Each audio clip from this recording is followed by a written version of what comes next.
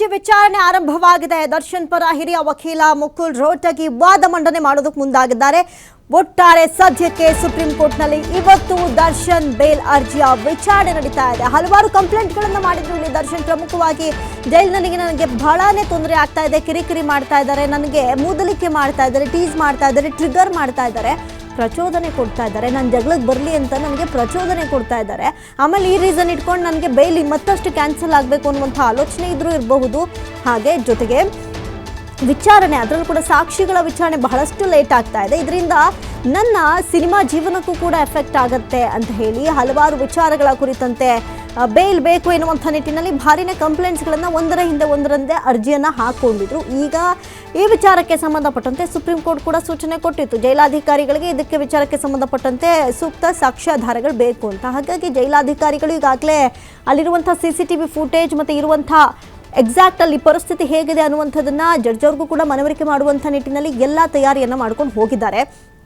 ಒಂದು ಕಡೆ ವಾದ ಪ್ರತಿವಾದವನ್ನ ಈಗ ಸುಪ್ರೀಂ ಕೋರ್ಟ್ ಆಲಿಸಿ ಏನು ತೀರ್ಪು ಕೊಡುತ್ತೆ ಅನ್ನುವಂಥದ್ದು ಸದ್ಯಕ್ಕಿರುವಂತಹ ಪ್ರಶ್ನೆ. ದರ್ಶನ್ ಪರ ಹಿರಿಯ ವಕೀಲರಾದಂತಹ ಮುಕುಲ್ ರೋಹಟಗಿ ವಾದ ಮಂಡನೆ ಮಾಡೋದಕ್ಕೆ ಮುಂದಾಗಿದ್ದಾರೆ.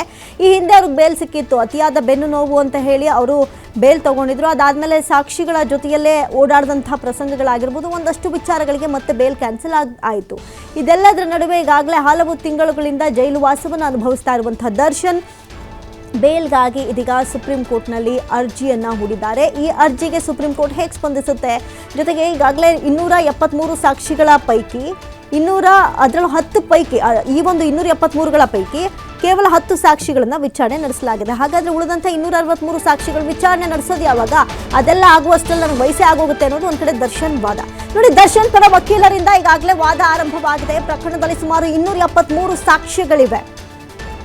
ಆದರೆ ಈವರೆಗೆ 10 ಸಾಕ್ಷಿ ಮಾತ್ರ ವಿಚಾರಣೆ ಆಗಿರುವುದಿಲ್ಲ. ಉಳಿದಂತೆ 263 ಸಾಕ್ಷಿಗಳು ಬಾಕಿ ಇದೆ. 8 ತಿಂಗಳುಗಳಿಂದ ಕ್ವಾರಂಟೈನ್ ಸೆಲ್ನಲ್ಲಿದ್ದಾರೆ ದರ್ಶನ್. ಮೂಲಭೂತ ಸೌಕರ್ಯವನ್ನು ನೀಡ್ತಾ ಇಲ್ಲ ಅಂತ ಭಾರಿನೇ ಪರಿತಪಿಸ್ತಾ ಇದ್ದಾರೆ. ದರ್ಶನ್ ಪರ ಮುಕುಲ್ ರೋಹಟಗಿ ವಾದವನ್ನು ಮಂಡಿಸ್ತಾ ಇದ್ದಾರೆ. ದರ್ಶನ್ ನಾನಾ ರೀತಿಯ ತೊಂದರೆಗಳನ್ನು ಸೆಲ್ ಒಳಗೆ ಅನುಭವಿಸ್ತಾ ಇದ್ದಾರೆ ಅಂತ ಹೇಳಿ ಸಹ ಕೈದಿಗಳು ಕಿರುಕುಳ ಕೊಡ್ತಾ ಇದ್ದಾರಂತೆ, ನಿಂದನೆ ಮಾಡ್ತಾ ಇದ್ದಾರಂತೆ, ಮೂದಲಿಕೆ ಮಾಡ್ತಾ ಇದ್ದಾರಂತೆ, ಪ್ರಚೋದನೆ ಮಾಡ್ತಾ ಇದ್ದಾರಂತೆ. ಒಂದು ವೇಳೆ ಏನಾದ್ರು ಕೋಪದಲ್ಲಿ ರಿಯಾಕ್ಟ್ ಮಾಡಿದ್ರೆ ಏನಾಗುತ್ತೆ, ದರ್ಶನ್ ಸೆಲ್ನ ಒಳಗಡೆನೂ ಕಿರಿಕ್ ಮಾಡ್ಕೊಂಡ್ಬಿಟ್ರು, ಪುಂಡಾಟಿಕೆಯನ್ನು ಮೆರೆದ್ಬಿಟ್ರು ಅಂತ ಹೇಳಿ ಮತ್ತೆ ಅದು ದರ್ಶನ್ಗೆ ಮೈನಸ್ ಆಗುವಂಥ ಚಾನ್ಸಸ್ ಇರುತ್ತೆ. ಇದರಿಂದ ಭಾರಿ ಮಾನಸಿಕ ನೆಮ್ಮದಿ ಹಾಳಾಗ್ತಾ ಇದೆ ಅಂತ ಹೇಳಿ ದರ್ಶನ್ ಈಗ ಸದ್ಯಕ್ಕೆ ಅರ್ಜಿಯನ್ನು ಹಾಕ್ಕೊಂಡಿದ್ರು. ಈ ಅರ್ಜಿ ವಿಚಾರಣೆ ಆರಂಭ ಆಗಿದೆ. ಈಗ ಮುಕುಲ್ ರೋಹಟಗಿ ವಾದ ಮಂಡನೆ ಮಾಡೋದಕ್ಕೂ ಕೂಡ ಮುಂದಾಗಿದ್ದಾರೆ. ಇದನ್ನೆಲ್ಲ ಆಲಿಸಿದಂತಹ ಸುಪ್ರೀಂ ಕೋರ್ಟ್ ಏನು ಹೇಳುತ್ತೆ, ಅದು ಸಖತ್ ಕ್ಯೂರಿಯಾಸಿಟಿಯನ್ನು ಕ್ರಿಯೇಟ್ ಮಾಡಿರುವಂಥದ್ದು. ಸದ್ಯಕ್ಕೆ ಈಗ ಅದರಲ್ಲೂ ಪ್ರಮುಖವಾಗಿ ನಾವು ಗಮನಿಸೋದಾದರೆ ಈ ಪ್ರಕರಣದಲ್ಲಿ 273 ಸಾಕ್ಷಿಗಳ ಪೈಕಿ 10 ಸಾಕ್ಷಿಗಳನ್ನು ಮಾತ್ರ ವಿಚಾರಣೆ ನಡೆಸಲಾಗಿದೆ. ಇಷ್ಟೆಲ್ಲ ಟೈಮ್ ತಗೊಂಡು ಕೇವಲ 10 ಸಾಕ್ಷಿಗಳನ್ನು ವಿಚಾರಣೆ ಮಾಡಿದ್ರೆ ಮುಂದೆ ಇನ್ನುಳಿದಂಥ 263 ಸಾಕ್ಷಿಗಳನ್ನ ವಿಚಾರಣೆ ಮಾಡೋದು ಯಾವಾಗ?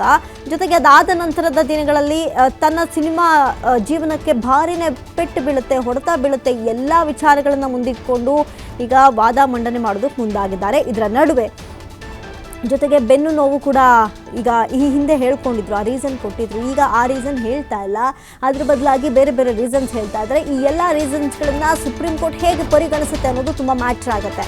ನೋಡಿ, ಕ್ವಾರಂಟೈನ್ ಜೈಲು ಸಪ್ರೇಟ್ ಆಗಿದೆ.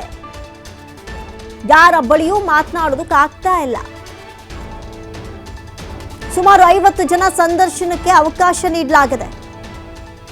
ದರ್ಶನ್ ಪರ ಮುಕುಲ್ ರೋಹಟಗಿ ವಾದವನ್ನು ಮಂಡಿಸ್ತಾ ಇದ್ದಾರೆ. ವಿಚಾರಣೆ ಮುಗಿಯುವಂತೆ ನೋಡಿಕೊಳ್ತೇವೆ ಅಂತ ಹೇಳ್ತಾ ಇದ್ದಾರಂತೆ ಜಡ್ಜ್.